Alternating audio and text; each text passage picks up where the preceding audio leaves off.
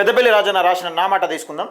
కదలేరండి యువతరమా, తెలంగాణ నవ నిర్మాణానికి దారులు వేద్దాం, ప్రశ్నించే గలమై ప్రజలను మేలుకొల్పుదాం, నిర్బంధాలతో నోళ్లు మోపిస్తున్న పాలకుల కళ్ళు తెరిపిద్దాం, రాష్ట్రాన్ని అప్పుల కుంపటిగా మార్చిన రాజకీయ దొంగలను తరిమి కొడదాం, ఈ అణచివేత అన్యాయాలను భరించలేక పిడికిలను బిగిద్దాం, ఉద్యమాలు లేకుండానే ఏ చరిత్ర లేదు, నీ శ్రమను గుర్తించే రోజులు కావు, కబ్జా కోరల్లో నలిగిపోతున్న రాష్ట్రం ఇది, ఇప్పుడు ఎదిరిస్తేనే బతకగలం, మూర్ఛపోయిన ప్రజాస్వామ్యాలను తట్టి లేపేందుకు కారు చిచ్చిపోయి అవినీతి భూతాన్ని తగలబెడదాం, దొంగ దోపిడి వ్యవస్థను నిలువుగా కాల్చేద్దాం, అగ్రకుల రాజకీయ నాయకులను కూల్చేద్దాం, అవినీతి నాయకుల గుండెల్లో గుణపమై ఓటు గొప్పతనం విప్పి చెప్పుదాం, సామాజిక తెలంగాణను నిర్మిద్దామంటూ పెద్దపల్లి రాజన్న నిజంగా ప్రశ్నించే గొంతులు ఎంత అణచివేస్తే అంత ఎదుగుతాయి, పైకి ఎదుగుతాయి.